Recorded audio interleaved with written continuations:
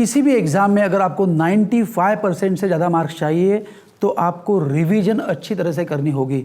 और आज इस वीडियो में मैं आप 10 सीक्रेट बोलने वाला हूँ जिससे आपकी रिवीजन और अच्छी होने वाली है। सिर्फ टीचिंग और सेल्फ स्टडी इन दोनों से मार्क्स नहीं बढ़ सकते हैं, लेकिन सिर्फ और सिर्फ रिवीजन से ही आपके मार्क्स बढ़ सकते हैं। रिवीजन किसी भी बुद्धिमत्ता से बढ़कर होती है। आइए पहले जानते हैं कि रिवीजन का मतलब क्या है। सेल्फ स्टडी के बाद एग्ज़ाम तक जो हर लेसन को 5-6 बार हम रिवाइज करते हैं तो उसे हम कहते हैं परफेक्ट रिवीजन। रिवीजन करते समय हमें 10 पॉइंट्स को याद रखना होगा। फर्स्ट, कई स्टूडेंट्स को सुबह बहुत ही फ्रेश लगता है, तो कई स्टूडेंट्स को रात को फ्रेश लगता है। तो वो जो फ्रेश लगना होता है वो आपका पीक टाइम होता है। इस दौरान आपको अपने पीक टाइम में टफ लेसन और टफ लेसन की हर पैराग्राफ और उसके जो क्वेश्चन आंसर्स है उसकी रिवीजन करनी होगी। जब आपका फ्रेशनेस थोड़ा सा कम होता है तब वो होता है आपका ऑफ पीक टाइम, जब आप इजी सब्जेक्ट की रिवीजन कर सकते हो या आप लिखने की प्रैक्टिस कर सकते हो। सेकेंड पॉइंट ये है कि रिवीजन करते समय बिना अंडरस्टैंडिंग के रट्टा मारना नहीं है। अगर आप ऐसा करते हो तो आप एग्ज़ाम में उसे भूल सकते हो।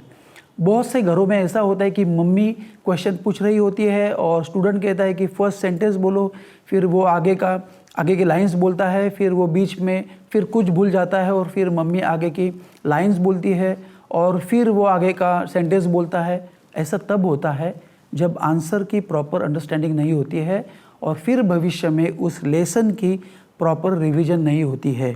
थर्ड पॉइंट ये है कि मूवीज़ और कार्टून्स 2 या 3 बार देखकर भी ईजीली आपके बायहार्ट होते हैं।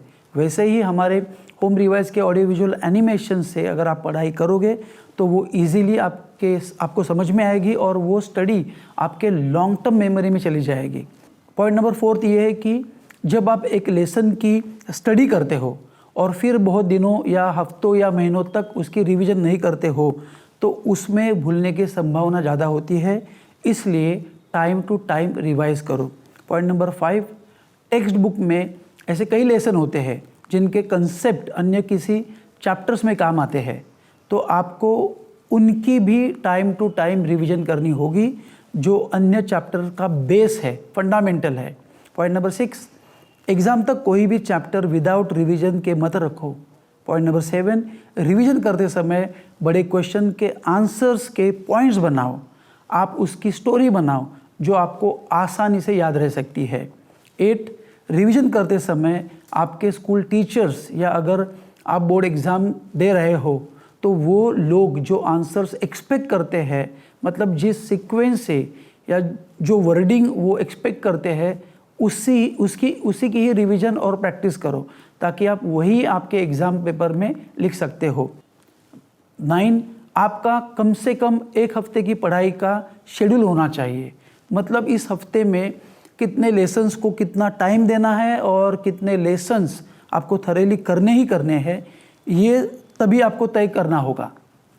वीकली प्लान बनाते समय कम से कम 1 या 2 दिन खाली छोड़ो, जिसका उपयोग आप अगर आपको कुछ बैकलॉग होता है तो उसके लिए आप वो 1-2 दिन जो आपने खाली छोड़े हैं तो वहाँ पे आप भर सकते हो, क्योंकि कभी कभी ऐसा हो सकता है कि आपको कई लेसन्स के लिए डिसाइडेड जो टाइम होता है उससे ज़्यादा टाइम लग सकता है। इसके बाद क्या होता है कि आप डर सकते हो या आपका कॉन्फिडेंस भी कम हो सकता है, इसलिए आपके पास 2 दिन एक्स्ट्रा है तो आपका टाइम एडजस्ट इजीली हो सकता है।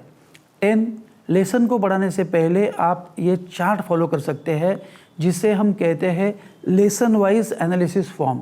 ये चार्ट ऐसी जगह पर चिपकाओ जो जगह आप दिन में 5, 6 या 7 बार देखते हो। इस चार्ट में यहाँ पे पहले सब्जेक्ट का नाम दिया है, फिर उस सब्जेक्ट में जितने लेसन्स हैं उनके नाम दिए हैं, फिर फर्स्ट कॉलम में दिया है बैड, फिर ओके, फिर गुड और फिर एक्सेलेंट। तो यहाँ पर लेसन का नाम अगर है समझो साउंड, तो यहाँ पर बैड मतलब वो आपको 25% ही समझा है। जब वो ओके होता है तो इसका मतलब क्या है कि वो 50% समझा है, मतलब आपने उसकी एक रिवीजन करी है। फिर वो गुड होता है मतलब वो 75% समझा है, मतलब आपके 2 या 3 रिवीजन हुई है। और फिर उसके बाद एक्सेलेंट मतलब आपको वो 100% समझा है, तो आपकी 3, 4 या 5 रिवीजन होने के बाद वो आपका एक्सेलेंट भी हो सकता है, या 2 या 3 रिवीजन के बाद भी एक्सेलेंट हो सकता है। मतलब एक्सेलेंट मतलब क्या, तो आपकी टिक आ गई। अगर उस लेसन का कौन सा भी आंसर आपको पूछा जाए तो आप बिना देखे बोल सकते हो और बिना देखे लिख सकते हो, तो वो हो गया एक्सेलेंट। आपको ये चार्ट रोज अपडेट करना ज़रूरी है।